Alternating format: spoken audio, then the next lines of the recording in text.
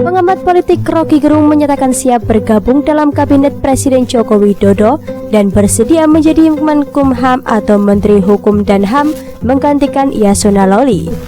Tapi, kesediaan Roky Gerung ini hanyalah sindiran karena syarat yang diminta kepada Jokowi terbilang mustahil dilakukan.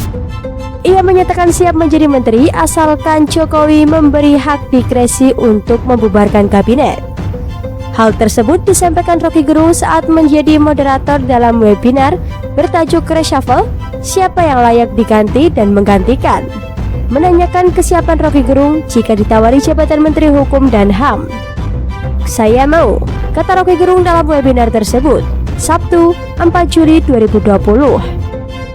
Pengamat politik Roky Gerung mengaku bersedia menggantikan Yasona Lawli di kursi Menkumham. Sontak saja pernyataannya tersebut mengejutkan, sebab Roky Gerung terkenal kerap memberikan kritik keras untuk pemerintahan Jokowi. Melansir Tribun News, Roky Gerung mengakui akan menerima jabatan menteri jika tawaran itu datang kepadanya. Jadi Menkumham harus punya hak diskresi mengeluarkan undang-undang untuk pembubaran kabinet. Jadi sebagai Menkumham saya akan putuskan pertama membubarkan kabinet, kata Roky. Dalam negosiasi tukar tambah, saya akan bilang kasih saya kewenangan sebagai Menkumham atas hak asasi manusia saya buat perpu pembubaran kabinet, sambung Roky Gerung. Gila kan syarat ini? Tapi soal ini bagi Roky Gerung mungkin hal yang biasa.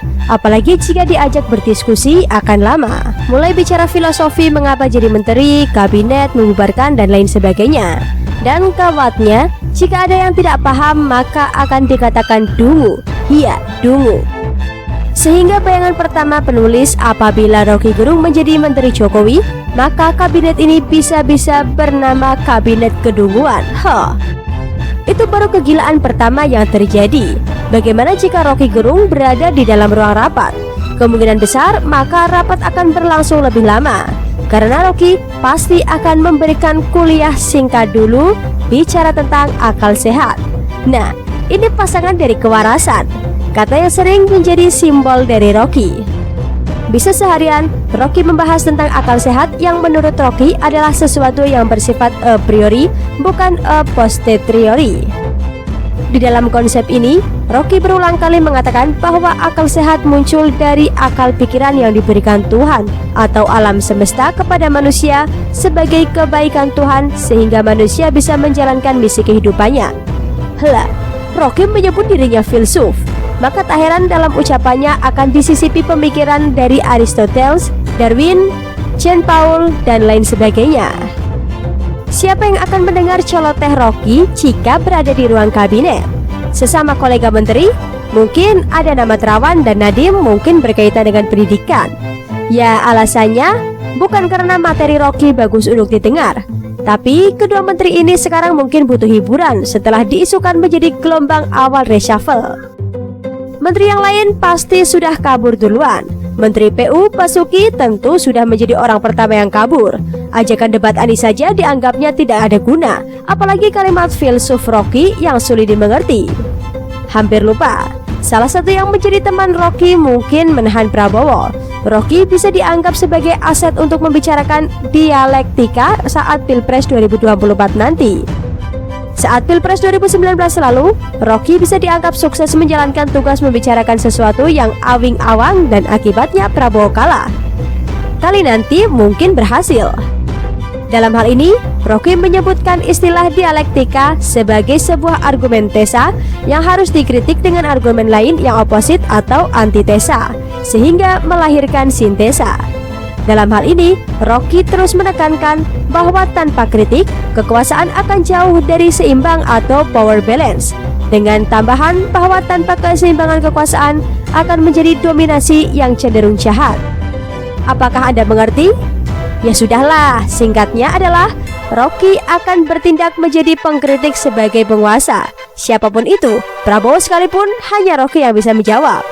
Akan tetapi, inilah titik persoalan seorang Roky. Roky menyebutnya sebagai filsuf, tapi memberlakukan dirinya sebagai kritikus pemerintah. Persoalannya dalam setiap opini filsufnya, Roky sering tidak menggunakan data, asal mengkritik. Makanya jangan heran jika politikus PDI Perjuangan Eva Sundari pernah meminta untuk jangan memanggil Rocky sebagai seorang filsuf, karena tugas filsuf sebagai pencerah atau pemantikan kebijaksanaan menjadi kegelapan kelam di diri Rocky. Ini seperti sudah mengalir di tubuh Rocky dan sulit dihentikan. Ini akan gawat.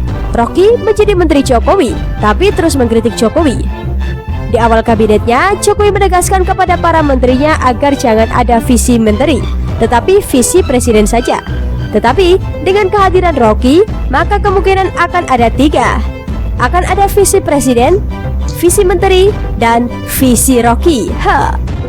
Apa itu visi presiden? Itu bisa jadi sebuah kedunguan, perlawanan dari akal sehat. Mungkin itu kalimat pertama Rocky sesudah menjadi menteri Jokowi.